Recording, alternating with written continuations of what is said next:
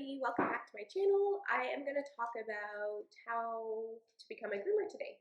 So there's a few different options that people can take, and then I'll talk a little bit about what I'm doing myself. So the first option is Petsmart, which is probably the most popular option. So Petsmart has a 4-stage system. Let me pull it up for you guys.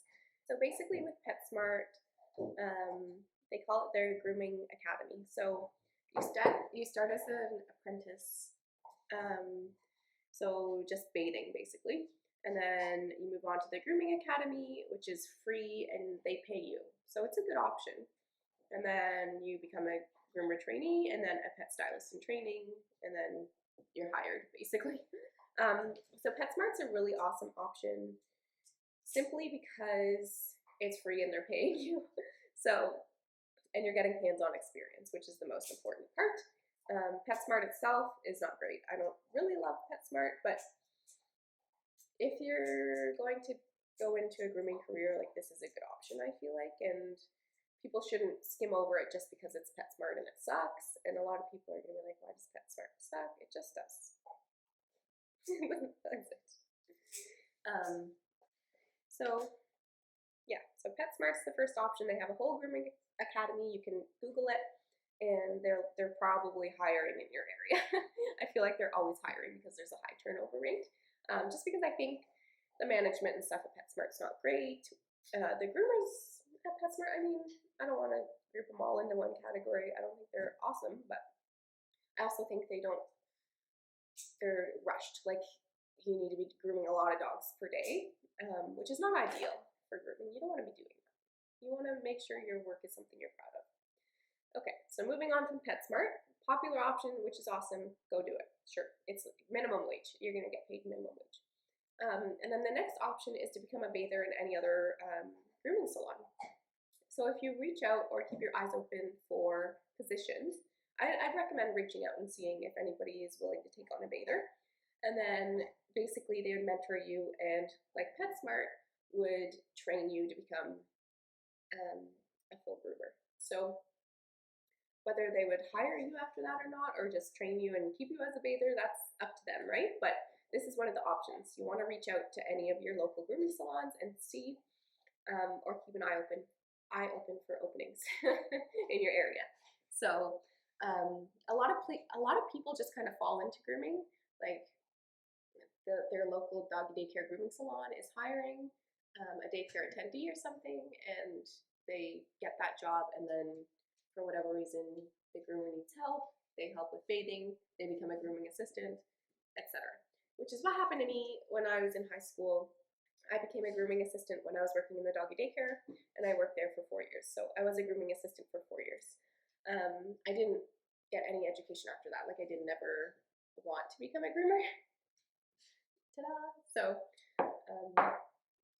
I didn't get the full grooming education. But that's also another common way, because there was another girl there that worked in the daycare and did work her way to full groomer. And then the next one I have on here is private lessons. So you'll want to reach out to, again, the salons in your area and see if there's a groomer that you really love. You want to make sure if you're getting private lessons, you really like this person and you appreciate their work. Because you don't want to go to somebody that's subpar or somebody that you feel is not super great, because you're giving them your money, you're paying. It's private lessons, right? So it's a more expensive option, but not the most expensive option. So I find private lessons are great because you're also getting your name out there, you're working one-on-one with somebody, and it's one-on-one, right? Like, you have their full attention and this dedicated time. Whereas I feel like when you're in Petsmart or when you're in another grooming salon, it's a little bit more rushed because they're also trying to get their dogs done, right? So that's that. And then the last option I have here is online school.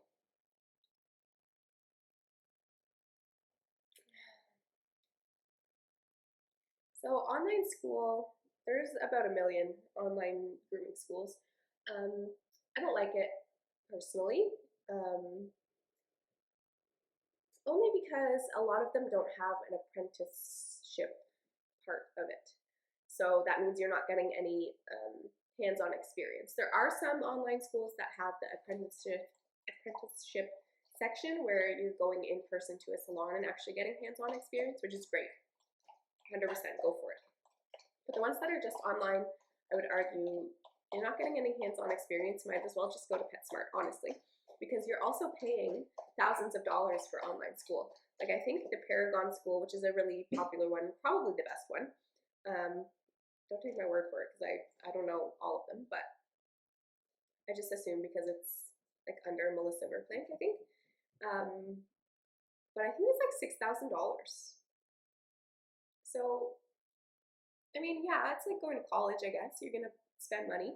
But there are better, cheaper options, right? Like, I feel like becoming a groomer is not, like, I don't want to say you shouldn't go to school for it, but it's more something that you're going to learn by doing, right? Like, practicing doing hands-on experience is the best way that you're going to learn.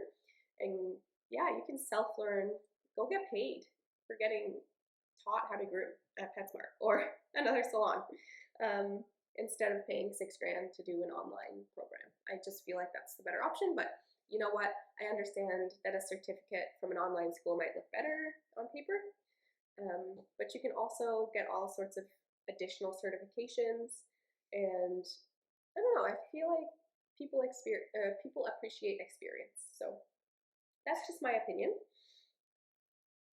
So what I'm doing personally is I'm working with a mentor. So, sorry, Finn is sniffing at the camera. What are you doing?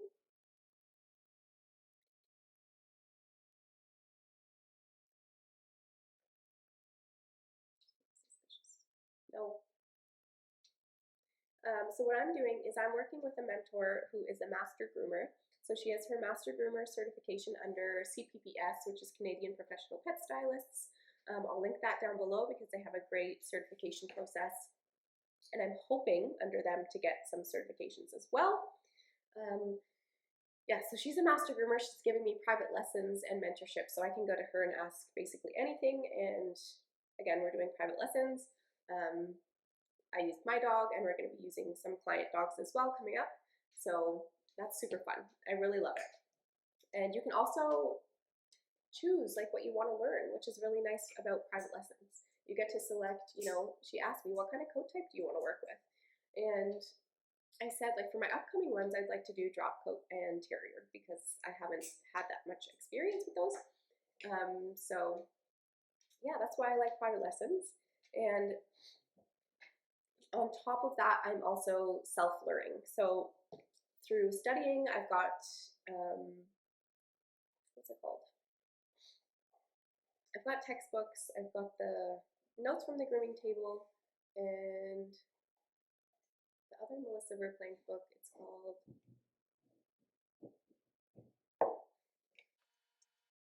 Theory of Five.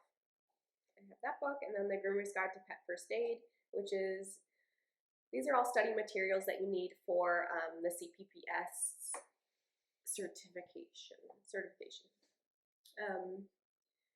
So yeah, I'm studying those, and I'm attending any webinar that I can. So I've attended a few already, and I have a few more courses coming up. So there's always going to be online certifications and courses that you can take as well as doing your hands-on experience. It's just different from an online school because it's the cheaper route. It's not cheap, you're still paying, like for private lessons and webinars and everything, you're still paying. So if you don't have money, that's fine. You can totally do the Petsmart, or I don't know if Pet Value or anywhere else has that program, but become a bather, work your way up. It's going to take longer, but it's worth it. I think Petsmart's is pretty quick. I don't know though. So CPPS in Canada, they have different levels of certification. So they have a bather technician, intermediate stylist technician, sporting, non-sporting terrier, and then master groomer. So these are all certifications that you can get to add to your resume. So my goal would be to have my bather technician and intermediate pet stylist, and then who knows, maybe I'll end up being a master groomer at some point, but those are the two that I want as soon as possible, basically. And I'm a member with this association, so